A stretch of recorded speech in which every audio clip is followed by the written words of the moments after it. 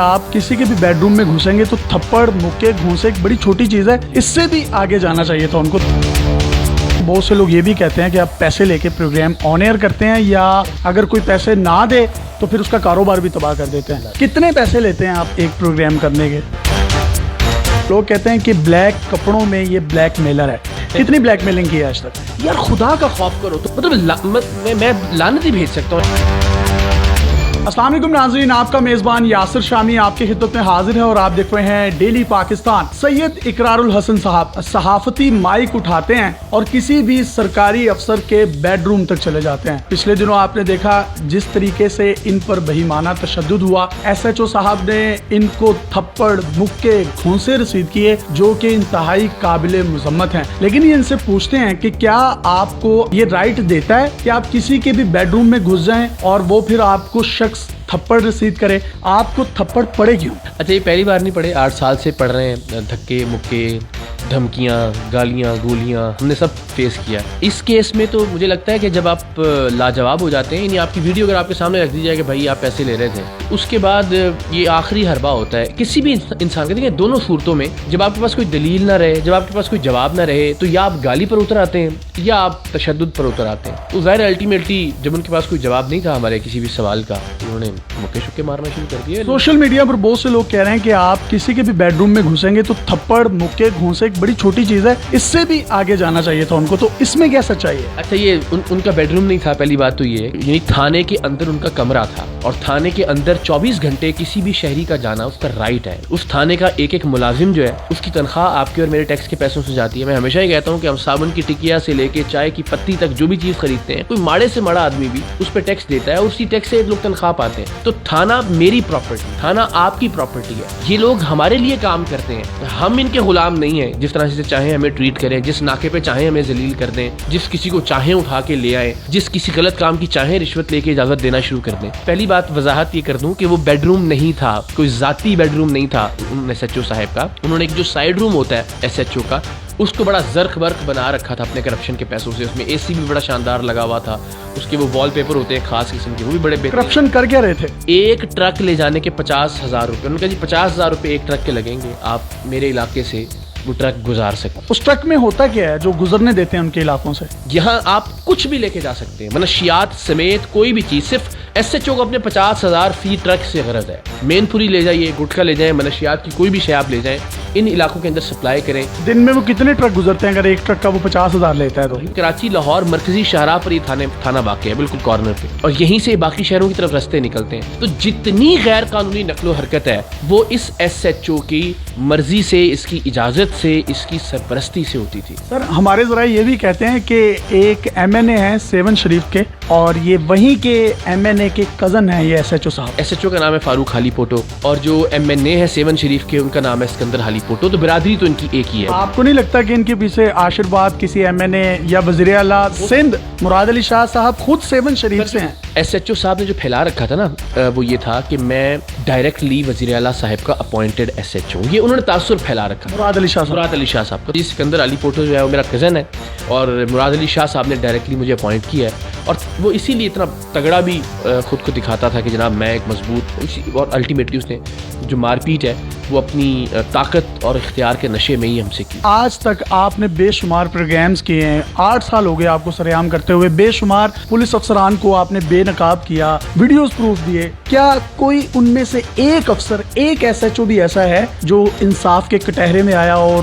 نوکری سے اس کو برخاست کیا گیا ہو؟ ماڑا نیچے والا کوئی ہیڈ کانسٹیبل ٹائپ کسی کو بلی کا بکرا بنایا گیا ہو تو ہو، لیکن ایس ایچ او یا اس سطح کا کوئی افسر آج تک 8 سال میں رنگے ہاتھوں پکڑے جانے کے باوجود ہم نے ان لوگوں سے غیر قانونی اسلحہ تک خریدا ہے۔ شامی صاحب اپنے پروگرامز میں ہم نے ان سے جا کے ان کے علاقوں میں فحاشی کے اڈے اور شراب خانے کھولنے کی بھی ڈیلیں کی ہوئی ہیں، اور ایس ایچ او کہتے تھے میرا بندہ خود جا کے آپ کو جگہ دلوائے گا کرائے کی بہترین، اور ہماری موبائل وہاں کھڑی رہا کرے گی آپ کی حفاظت کے لیے، آپ بے فکر ہو کے چلایا کریں معاشرے۔ پولیس کا کام تو جان و مال کی حفاظت کرنا ہے، اگر یہی فحاشی کے اڈوں کو، یہی اگر اس طرح کے برے کاموں کی سرپرستی کریں گے تو پھر آپ بھی اپنا پروگرام بند کر دیں، آپ کو مل کچھ نہیں رہا، مکے گھونسے چپیڑیں ہی پڑ رہی ہیں۔ مجھے اس بات کا اطمینان ہے کہ اللہ تعالیٰ کے سامنے جب میں جاؤں گا تو فخر سے جاؤں گا کہ پروردگار جو میں کر سکتا تھا، تیری ذات جانتی ہے نیتوں کے حال، وہ میں کر کے آیا ہوں. بہت سے لوگ یہ بھی کہتے ہیں کہ آپ پیسے لے کے پروگرام آن ایئر کرتے ہیں یا اگر کوئی پیسے نہ دے تو پھر اس کا کاروبار بھی تباہ کر دیتے ہیں. کتنے پیسے لیتے ہیں آپ ایک پروگرام کرنے کے؟ کوئی مجھے کتنے پیسے دے سکتا ہے؟ میں 7 کروڑ روپیہ پچھلے 5 سال میں ٹیکس دے چکا ہوں. تو کوئی کیا قیمت لگا سکتا ہے؟ مثال کے طور پہ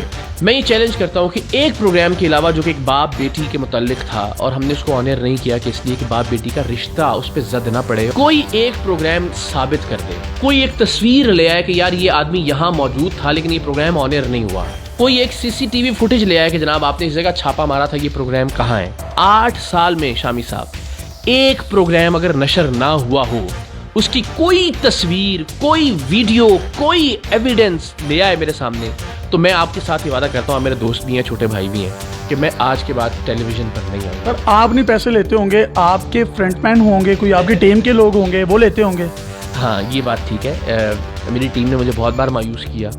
اور کتنے لوگوں نے پیسے لیے اور آپ نے اپنی ٹیم کے خلاف کوئی قانونی کارروائی کی؟ ہم نے 4 پروگرام کیے ہیں اب تک ٹوٹل، جس میں ہم نے ٹیم سریام سے ہی متعلق لوگوں کو پکڑا ہے. پہلا پروگرام کیا تھا جس میں ہمارا اپنا کیمرہ مین، ہمارا اپنا انفارمر، بلکہ 2 کیمرہ مین انوالو تھے. ظاہر ہے وہ ARY کا لوگو بھی اندر سے چونکہ ادارے میں تھے حاصل کر لیا، اسٹیکر بھی گاڑی پہ لے لیا، رینٹ والی گاڑی لیتے تھے، جاتے تھے، ریڈیں کرتے تھے، پیسے لیتے تھے. ہم نے ان کو پکڑا شمی صاحب. عام حالات میں ہم شاید اس طرح کے کسی معاملے کو چھوڑ دیتے. وہ پروگرام ریکارڈ پر ہے، ہم نے ان پر مقدمہ کروایا اپنی مدعیت میں، جیل کے پیچھے ڈال کے ریکارڈنگ کی، پوری دنیا کو دکھایا کہ یہ ہمارے لوگ تھے، ہمارے ساتھ کھاتے پیتے تھے، ہمارے ساتھ سوتے جاگتے تھے، ہمارے ساتھ ریکارڈنگز پر ہوتے تھے، ٹریول کرتے تھے، سفر کرتے تھے. لیکن اگر انہوں نے غلط کیا ہے تو یہ آج بھی سلاخوں کے پیچھے ہیں اور ہم نے ان کو باقاعدہ ٹریپ کر کے پکڑا. لوگ کہتے ہیں کہ بلیک کپڑوں میں یہ بلیک میلر ہے. کتنی بلیک میلنگ کی ہے آج تک؟ تھانے میں بھی اب جب ہم گئے ہیں تو میں نے بڑے آرام سے ان سے بات شروع کی جنہوں نے مارا پیٹا ہمیں. انہوں نے بھی کہا کہ جی آپ کا بندہ بلیک میلر ہے. یار خدا کا خوف کرو، تم 50,000 روپے رشوت لے رہے ہو منشیات سمیت ہر ٹرک کو گزارنے کی، تمہاری ریکارڈنگ ہم تمہیں دکھا رہے ہیں، تمہارا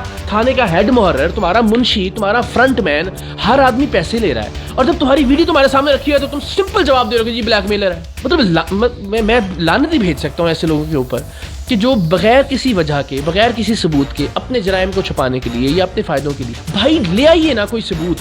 جب اقرار الحسن نے 8 سال سے کسی ایک شخص پر دعوے اور چیلنج کے ساتھ ایک جملہ بھی الزام کا بغیر ثبوت کے نہیں لگایا، کبھی مجھے پکا پتا ہو کہ یار یہ آدمی رشوت لے رہا تھا اور اس کا افسر اس کے اندر ملوث ہے، خدا کی قسم میں نے کبھی افسر کو کرپٹ اور رشوت لینے والا نہیں کہا، کیونکہ میرے پاس اس کی پیسے لینے کی ریکارڈنگ موجود نہیں ہے. تو یار یہ حق کسی کو کس طرح پہنچتا ہے کہ آپ جس کا منہ اٹھائے، جو دل چاہے آپ کہہ دیجئے اور ایویڈنس نہ ہو. ایویڈنس ہو، میں آپ کو ساری زندگی ٹیلی ویژن پہ نظر نہیں آؤں گا، بطور تجزیہ کار بھی کبھی ٹی وی کے اوپر نہیں آؤں گا. میں اتنا بڑا چیلنج کر رہا ہوں. پھانسی کی سزا دینا چاہیے قوم، میں اس کے لیے دار پر لٹکنے کے لیے تیار ہوں.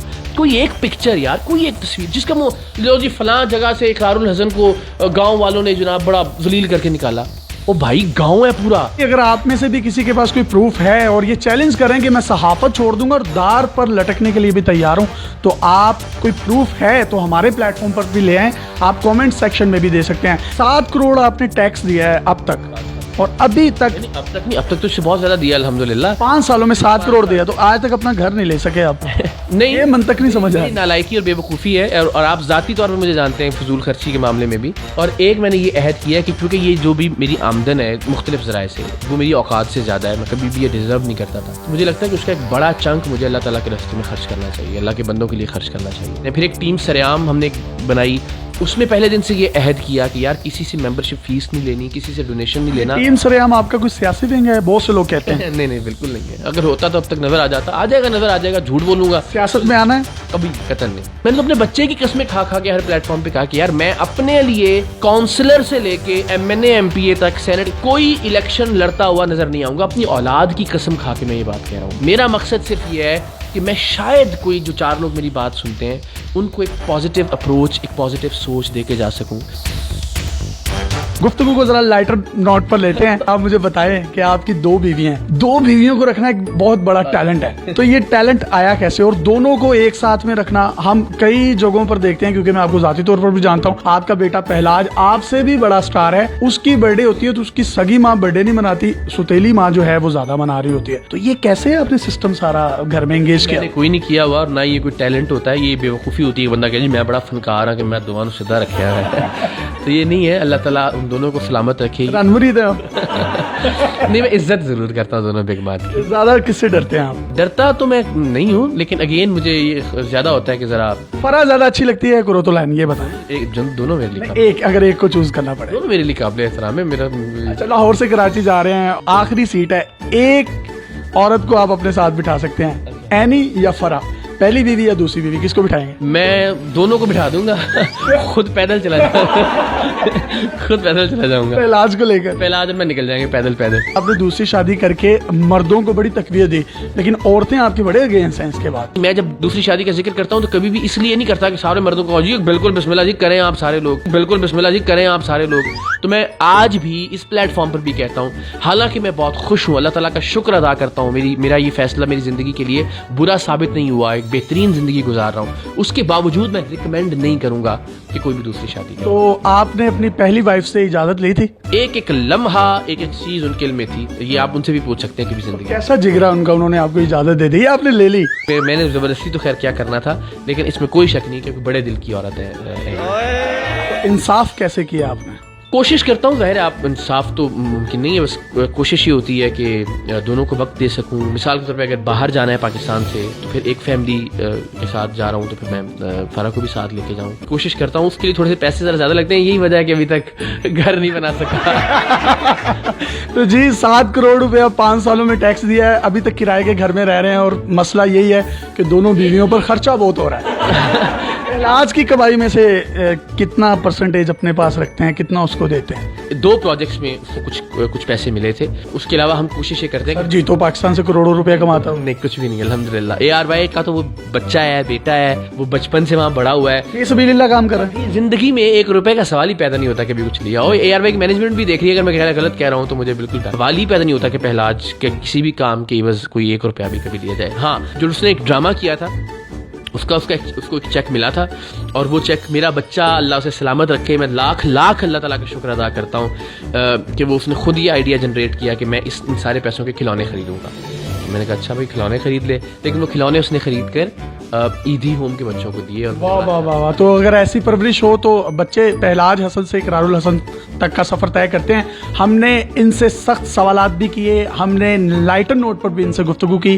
یہ کتنا غلط کہہ رہے ہیں, یہ کتنا درست کہہ رہے ہیں, اس کا فیصلہ آپ نے کرنا ہے. اپنے میزبان یاسر شامی کو اجازت دیجیے اور دیکھتے رہیے ڈیلی پاکستان. اللہ حافظ.